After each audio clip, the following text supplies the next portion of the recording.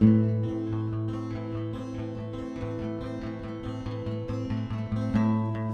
hazardous haze covers a large part of Southeast Asia. The land is on fire, creating this enormous amount of smoke. Nearly 10 million children are at risk from air pollution from Indonesia's forest fires. The smog is the direct result of slash-and-burn land clearing in neighboring Indonesia. This haze is caused by Indonesia. They're burning forests for agricultural activities, and the Malaysian government should pressure them and prevent this from happening.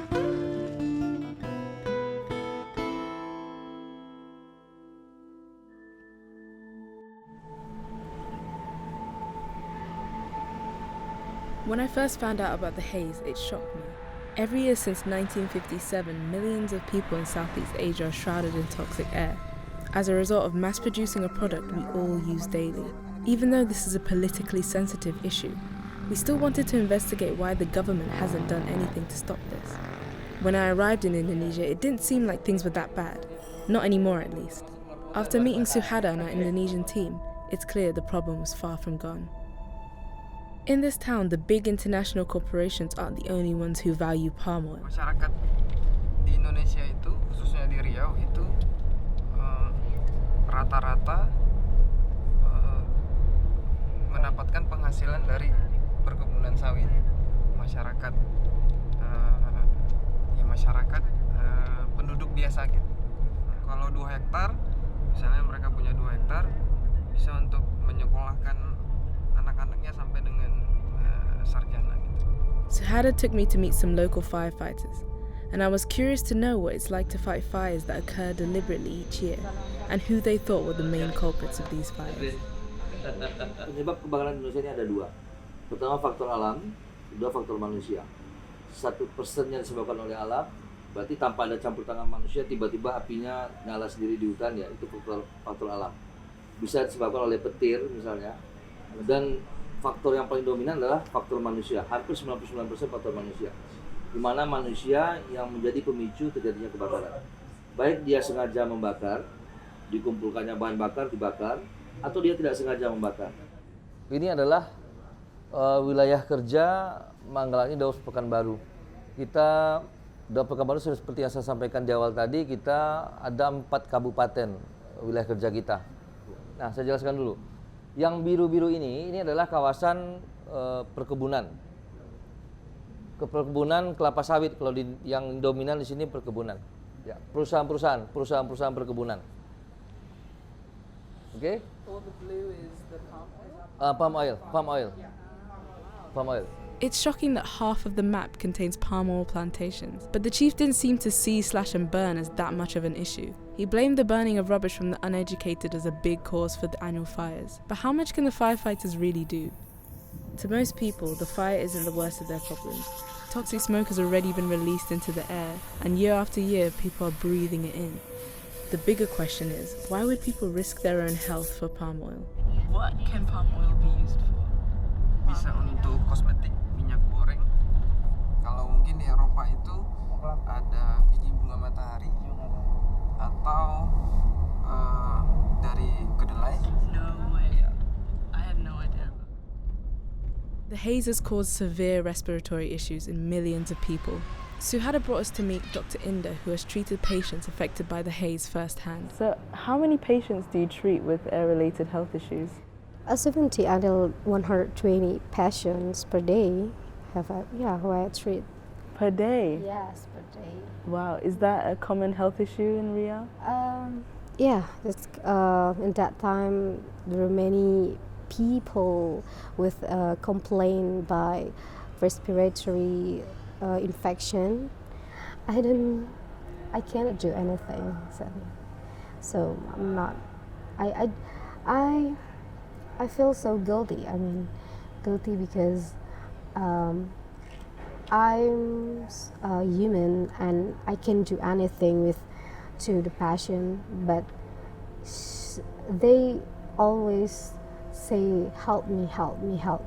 But the other people or many people didn't hear them.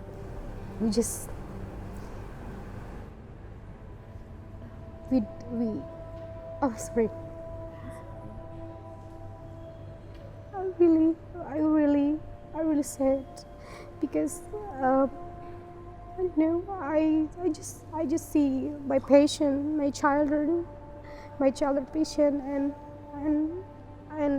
older person.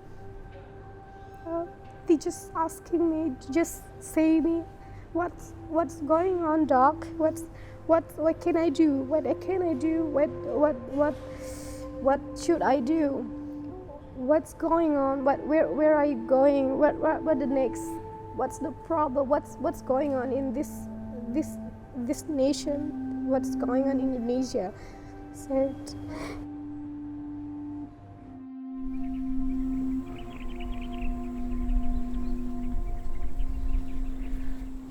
what do you think?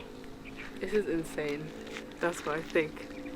It's like, you can see over on the side there's like a palm oil farm, and then this is where they've been burning down what used to be a whole forest, which is insane. The more time you spend here, the harder it gets to breathe. It feels like I'm like out of breath, and I think it's because the oxygen has been like sucked out of the air because of the carbon that's in the air. It's been raining for the past few days, so everything's cooled down and the fires have pretty much dissipated, but you can still feel the heat rising from the ground. It's like walking on hot coal. These shoes were not a good choice, I think. On the drive in, we noticed a house just adjacent to the burnt area. So I spoke to Annie, the oldest of 4 girls and the breadwinner of our family. So you used to live next to a big like forest area, but it's recently been burnt down. Yeah, it used to be. Yeah. Drained. Yeah. It was certainly terrifying. We first saw the fire at 15th September. It was at the night. So we knew that there was fire going on like somewhere out there. But we didn't knew that it was this close. So at that time, it was 7 p.m. We heard someone knocking our door and saying that, "Ma'am, there's fire behind your house." And then we were like, "What?" And then we and our neighbors are coming here, and we saw the fire. It was bright red. I remember that I woke up at the morning and feel like I couldn't breathe. It was the worst feeling ever. I think the smoke already go through inside my rooms and in any part of the house. So your parents don't want to move from this area? They wouldn't consider moving away? Well, it has been a thought for my mother. She was like, she couldn't take this kind of fear anymore. I think it's traumatic because she knew that the plants will grow back. The peatland will, maybe sometimes burn again. So she said to me that, what if we sold the house and we move away from here? But then she think that this has been our house since 2005. And we couldn't, this has been our memories.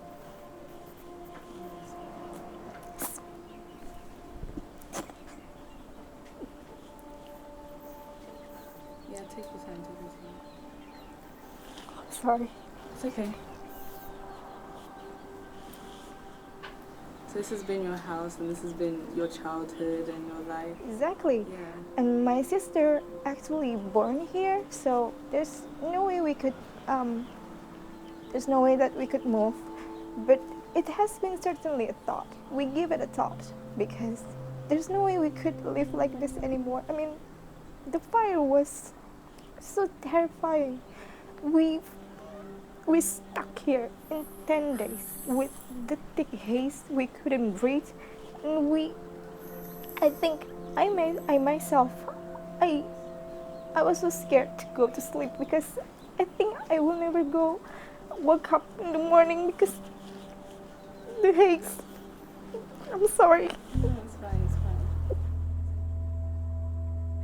A lot of people are blaming locals for starting the fires, for burning the rubbish, and then the local people are saying that that has nothing to do with it, and it's actually they're not sure who starts the fires, or that it's the farmers who are starting them by slashing and burning. And so there's a lot of, I don't know, tossing the blame to someone else, and no one really wants to take responsibility for it. Who owns the land behind here then? I did not know that, but I believe that people who own the land here, they live in another city. They don't live around here anymore. Kita mengetahui bahwa banyak oknum perusahaan yang membuka lahan dengan cara membakar, yang menjadikan masyarakat sebagai korban. I think the government was failed with this because we always have the air pollution every year. So in a perfect world, you'd still have palm oil, but there would be safer, environmentally safer ways to actually cultivate the palm oil. There has to be safer ways to manage the palm oil. I mean, come on, we live in what age now? We have a better technology, better infrastructure, so why not making it better, like sustainably palm oil plantation?